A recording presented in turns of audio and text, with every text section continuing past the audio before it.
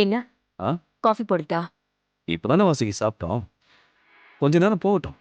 மா ம். நீ எப்போ வேற குக்கிங் மேடு வைக்க போற? எத்தனை நாள் தான் நீங்க 3 பேருமே வேலை செய்ய முடியும்? அக்கா, வினய்க்கு நாம வேலை செய்யறதெல்லாம் பெருசா தெரியாது. அவன் வைஃப் வேலை செய்யறாங்கல்ல, அதான் சாருக்கு ரொம்ப கஷ்டமா இருக்கு போல இருக்கு.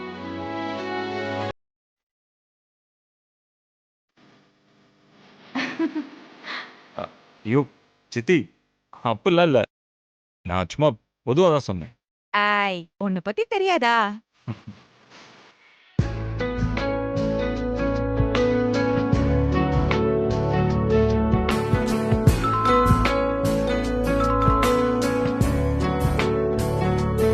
இருங்கக்கா, நான் போய் பார்த்துட்டு வரேன்.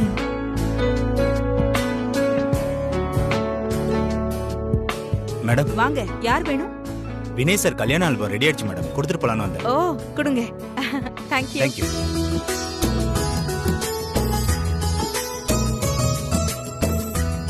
யாருமா? வினயோட கல்யாண ஆல்பம் வந்திருக்கு. ஏய், குடு. வாவ்.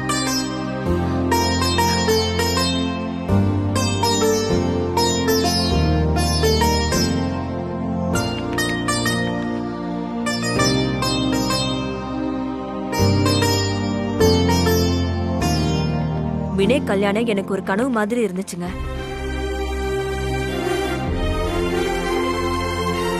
மண்டபத்துக்கு போற வரைக்கும் என்னமோ உலகத்துல இல்லாத கொடுமை இவனுக்கு நடக்க போற மாதிரி மூஞ்சிய தூக்கி வச்சுக்கிட்டு இருந்தான்.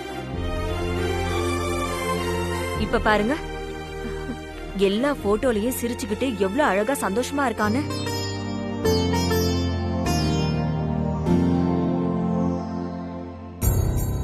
அதானே, இவ எப்பேற்பட்ட கைகாரி, என்ன மந்திரத்தை போட்டாளோ யார் கண்டா?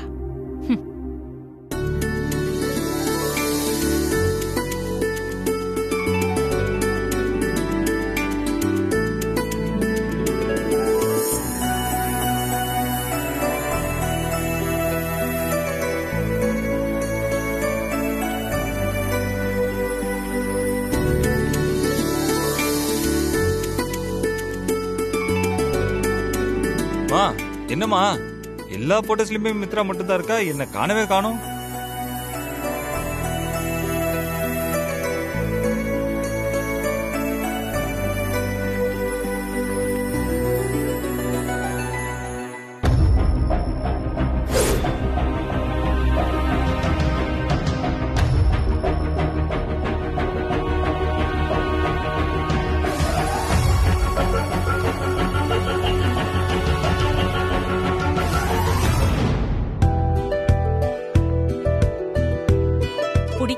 பிடிக்கலன்னு சொல்லிட்டு போஸ் மட்டும் எப்படியெல்லாம் கொடுத்திருக்க?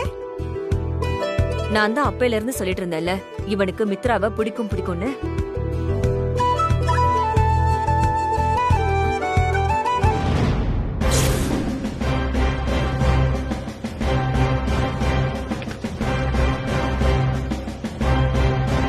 சரி, நீங்க பாத்துட்டு இருங்க, நான் போய் காஃபி கொண்டு வரேன்.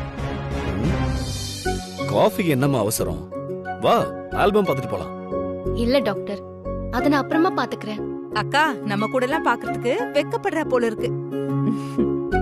அதான் தனியா போய் பாத்துக்கலான்னு நினைக்கிறாளோ என்னமோ.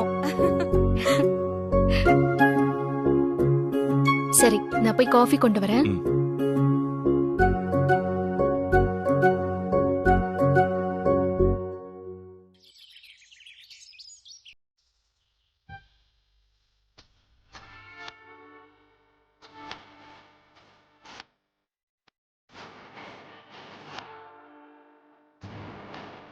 மா, உருளைக்கிழங்கு சிப்ஸ் போட்டு தரியா? சிப்ஸ் பஜ்ஜி எல்லாம் போட்டு தர, தின்னுட்டு உட்காந்துட்டே இரு. படிக்கிற வேலையை பாரு, சும்மா திங்கறத பத்தியே பேசிக்கிட்டு. Sir, Rajendran sir. யாரு? உள்ள வாங்க.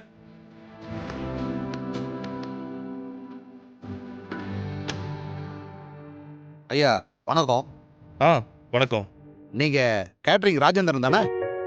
ஆமா, நான் தான் ராஜேந்திரன். உட்காருங்க. ஐயா, நீங்க? நான் பக்கத்துல சூரக்கோட்டையில இருந்து வர்றேங்க. ஆ. வீட்டுல ஒரு விசேஷம். ஓ, நல்ல சமையல் பார்ட்டி யாராவது இருந்தா சொல்லுங்கன்னு நம்ம கந்துவட்டி குணாளன் இருக்காருல்ல, அவர்கிட்ட கேட்டிருந்தேன். அவரு உங்க வீட்டை தான் கை காட்டினாரு. அதான் கதவு கூட தட்டாம நேரா வீட்டுக்குள்ள நுழைஞ்சிட்டேன். ஓ அப்படியா, ரொம்ப சந்தோஷம். உமா, சார் குடிக்க ஏதாவது எடுத்துட்டு வாயேன்.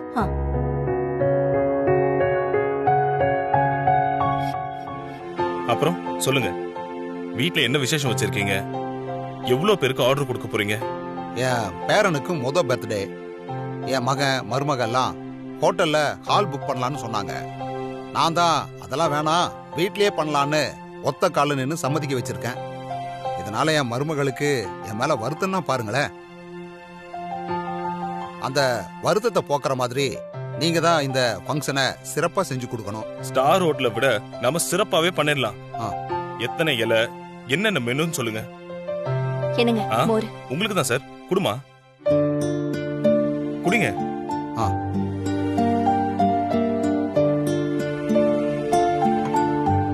ஒரு 300 பேர் வருவாங்க. இலைக்கு 300 ரூபாய் மேனிக்கு நீங்களே என்னென்ன ஐட்டம் போடலான்னு பார்த்து பண்ணிருங்க. சரிங்க, பண்ணிடலாம். கெஸ்ட் உள்ள வரும்போது ஒரு வெல்கம் ஜூஸ் கொடுத்துடலாம்.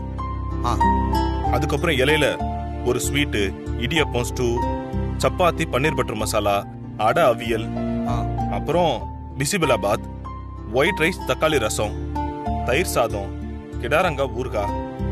தனியா ஒரு ஸ்டால்ல ஸ்வீட் பீடா, ஐஸ்கிரீம், வாழைப்பழம்லாம் வச்சிடலாம்.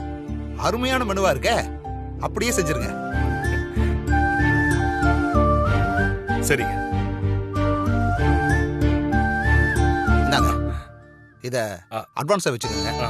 மீதிய ஃபங்க்ஷன் முடிஞ்ச உடனே செட்டில் பண்ணிடுறேன். சரிங்க. அப்புறம் நான் கிளம்புறேன். வர 7ஆம் தேதி மறந்துடாதீங்க. ஐயா இருங்க ஒரு நிமிஷம், ரசீது போட்டு கொடுக்குறேன், வாங்கிட்டு போங்க. வேணாங்க, அதெல்லாம் தேவையில்லைங்க. நம்ம குணாள அண்ணனுக்கு நீங்க நெருங்கிய சொந்தம். அதுவும் இல்லாம நீங்க ரொம்ப வேண்டப்பட்டவரும் சொன்னாரு. இதுக்கு மேல வேற என்ன ரசீது வேண்டி கிடக்குது? தேதியை மட்டும் மறந்துடாதீங்க. கரெக்ட் டைமுக்கு வந்து சேர்ந்துருங்க. சரி, அப்ப நான் வரட்டுங்களா? வரேன். அம்மா வரேம்மா, வரேன்ப்பா. உமா, நமக்கு நல்ல காலம் வந்துருச்சு. வீடு தேடி வந்து ஆர்டர் கொடுத்துட்டு போறாங்க. கடவுள் நம்மளுக்கு நல்ல வழி காட்டுறாரு. ஏங்க, அந்த குணாலன் கிட்ட நம்ம வாங்கின கடன் அடைச்சாச்சுல, அப்புறம் எதுக்கு இன்னும் அவன் கிட்ட சகவாசம் வச்சிட்டு இருக்கீங்க? நான் எங்கடி அவன்கிட்ட சகவாசம் வச்சிட்டு இருக்கேன்? அப்புறம் எப்படி நீங்க கேட்டரிங் பிசினஸ் ஆரம்பிச்ச விஷயம் அவனுக்கு தெரியும்? அது எப்படி எனக்கு தெரியுமா? ஊர்ல யாராவது ஒருத்தர் சொல்லிருப்பாங்க. எனக்கு என்னமோ நீங்க ஏதோ தப்பா பண்ற மாதிரி ஆரம்பத்துல இருந்தே தோணிக்கிட்டு இருக்கு. பாத்துக்கோங்க, சொல்லிட்டேன். அந்த குணாலன் நம்மள நெருங்கின சொந்தம், வேண்டப்பட்டவங்கன்னு சொல்றான்னா அவன் மனசுல ஏதோ திட்டத்தோட இருக்கான்னு நினைக்கிறேன். அது புரியாம நீங்க அவன் கிட்ட போய் உறவாடிக்கிட்டு இருக்கீங்க. பாத்துக்கோங்க, அது நம்ம குடும்பத்துக்கு நல்லது இல்ல. அவ்வளவுதான் சொல்லுவேன்.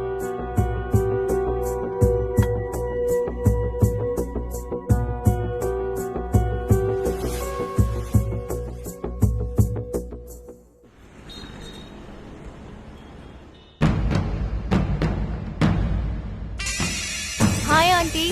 Hi uncle. ஏய், வா உட்காரு. ஆண்டி, வினய் எங்க? வினய் மேல ரூம்ல தாமா இருக்கான், போய் பாரு. பரவாயில்ல ஆண்டி, வினய் கீழே வந்த உடனே பார்த்துட்டு போறேன்.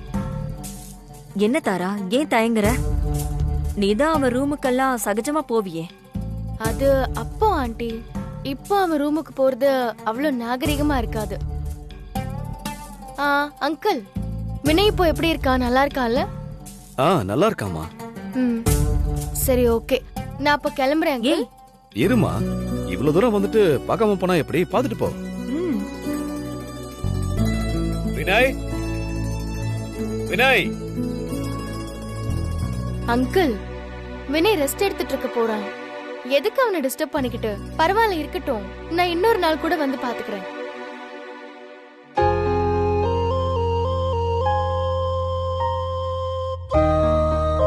தாரா வந்திருக்கா? ஹாய். ஏய் தாரா, what a surprise. எப்போ வந்த? உட்காரு. இப்பதான் வந்தேன். வருவேன்னு நான் கொஞ்சம் கூட எதிர்பார்க்கவே இல்லை. ஏன் எதிர்பார்க்கல? ஆண்டி, நான் அப்பா அம்மாலாம் ஹாஸ்பிடல் வந்து பார்த்ததை இவன்கிட்ட சொல்லவே இல்லையா? ஆமா வினய், நீ அன்கான்சியஸா இருக்கும்போது தாரா அவங்க அப்பா அம்மாலாம் உன்னை வந்து பார்த்துட்டு போனாங்க.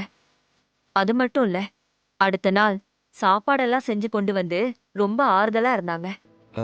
அப்படியா தாரா? ஏமா இதெல்லாம் நீ என்கிட்ட ஒரு வார்த்தை கூட சொல்லவே இல்லை.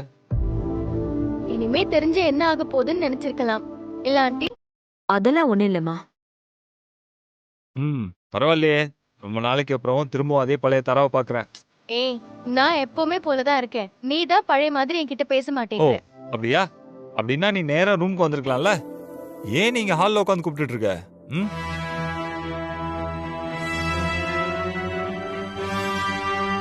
உன் ரூமுக்கு வர்றதுக்கு எனக்கு ஒரு பிரச்சனையும் இல்ல.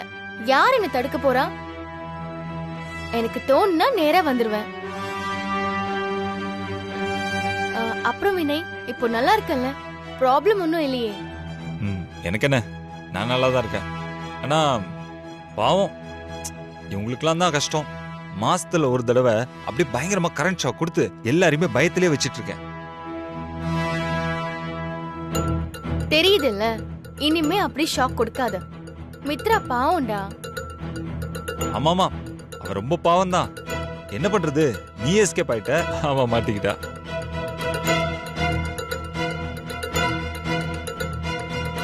நீ எப்பவும் இப்படிதான் பேசினா பேசிட்டே இருப்ப. நீ ரெஸ்ட் எடு. நான் டைம் இருக்கும்போது வந்து பாத்துட்டு போறேன், சரியா?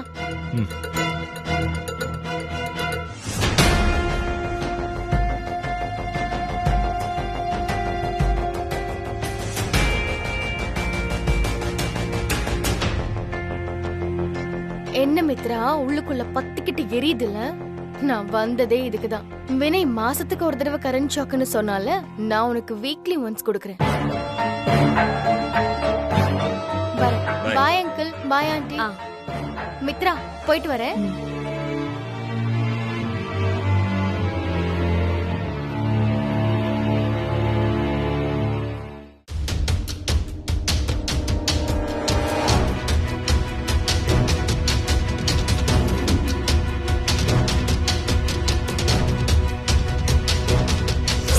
ஐயா இருங்க ஒரு நிமிஷம், ரசீது போட்டு கொடுக்குறேன், வாங்கிட்டு போங்க. வேணாங்க, அதெல்லாம் தேவையில்லைங்க. நம்ம குணாள அண்ணனுக்கு நீங்க நெருங்கிய சொந்தம், அதுவும் இல்லாம நீங்க ரொம்ப வேண்டப்பட்டவரும் சொன்னாரு. இதுக்கு மேல வேற என்ன ரசீது வேண்டி கிடக்குது?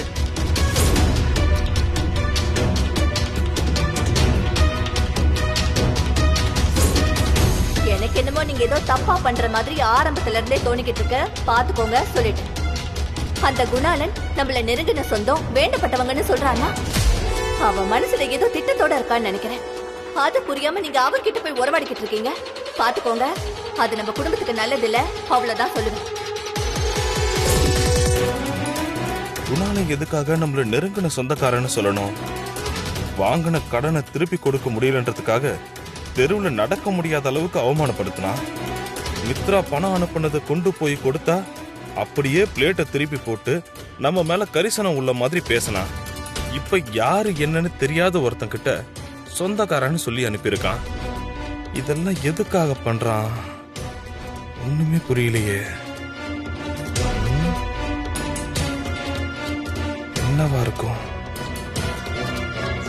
ராஜேந்திரா, செட்டியாரு காலையில வந்து பணம் கொடுக்குறேன்னு சொல்லிட்டாரு.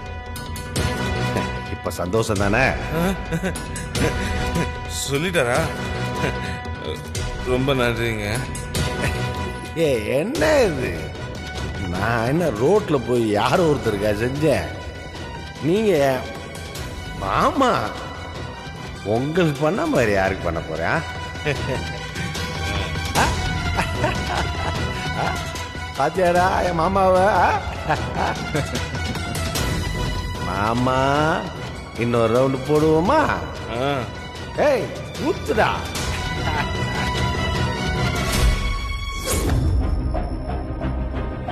குணால ஏன் நம்மள அன்னைக்கு வார்த்தைக்கு வார்த்தை மாமா மாமான்னு சொன்னான்? குணால ஏன் நம்மள மாமா, சொந்தக்காரன், வேண்டப்பட்டவன்னு சொன்னதெல்லாம் ஏதோ பேச்சு வாக்குல சொன்னதுன்னு நினைச்சேன். ஆனா அவன் உமா சொன்ன மாதிரி மனசுல ஏதோ திட்டத்தோட தான் பேசியிருக்கான். இதுக்கு சீக்கிரமே ஒரு முடிவு கட்டுறேன்.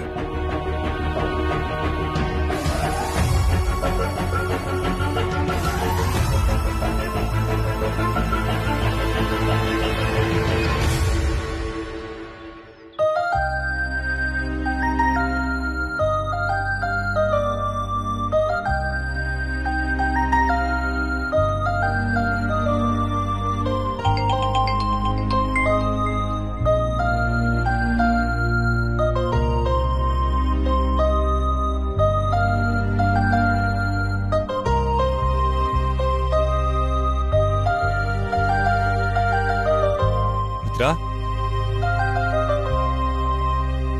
என்ன மித்ரா, ஏன் இங்க உட்காந்துட்டு இருக்க? வா நம்ம வீட்டுக்குள்ள போலாம். நான் வரல, நீங்க போங்க. மித்ரா, என்னாச்சு?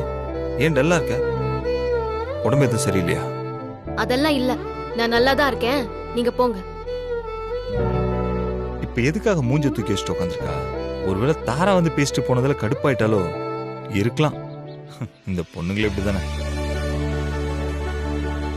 மித்து, நீ ஏன் இப்படி வந்து உட்காந்துருக்கன்னு எனக்கு தெரியும்.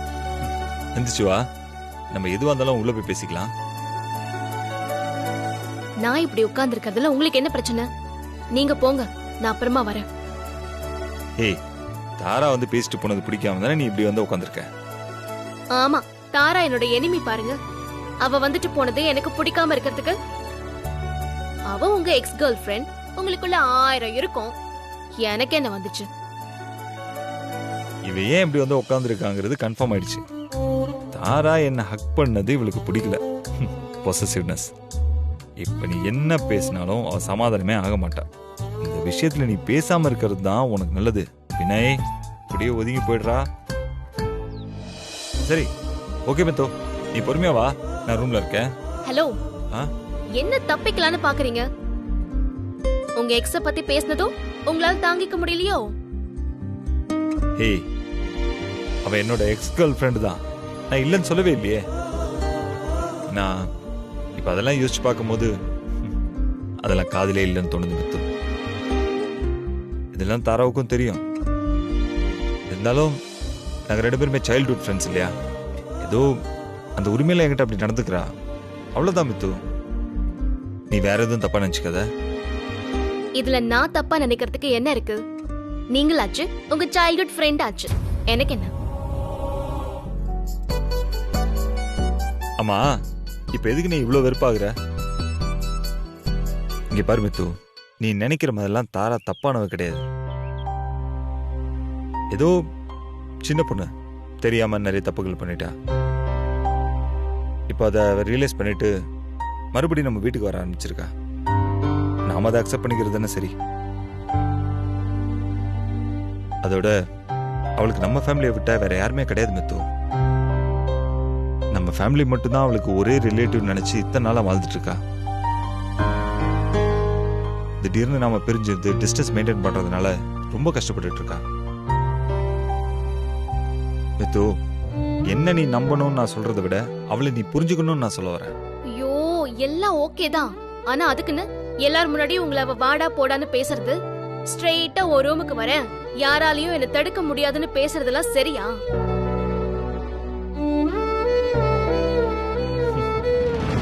இந்த பொண்ணுங்களோட பொசசிவ்னஸ் இருக்கே, ஐயோ.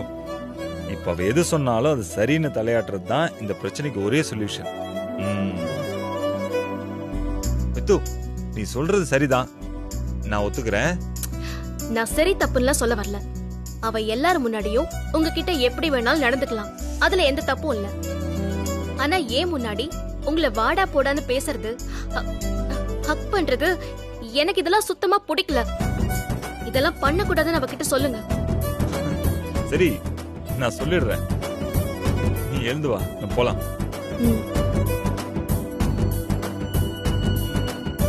எங்க கொஞ்சம் சரி. அதெல்லாம் சிரிக்கலாம் முடியாது, வாங்க போலாம். சரி வா, நம்ம போலாம். இவங்கெல்லாம் தாரா நல்லவ, சின்ன பொண்ணு நினைக்கிறாங்க. ஆனா அவ என்கிட்ட ஒரு மாதிரியும் இங்க எல்லாரும் முன்னாடியும் வேற மாதிரி நடிக்கிறா. இதெல்லாம் சொல்லவா முடியும்? ஏதோ சின்ன பிள்ளைங்க கம்ப்ளைண்ட் பண்ற மாதிரி இருக்கும். பாப்போம் எது வரைக்கும் போகுதுன்னு.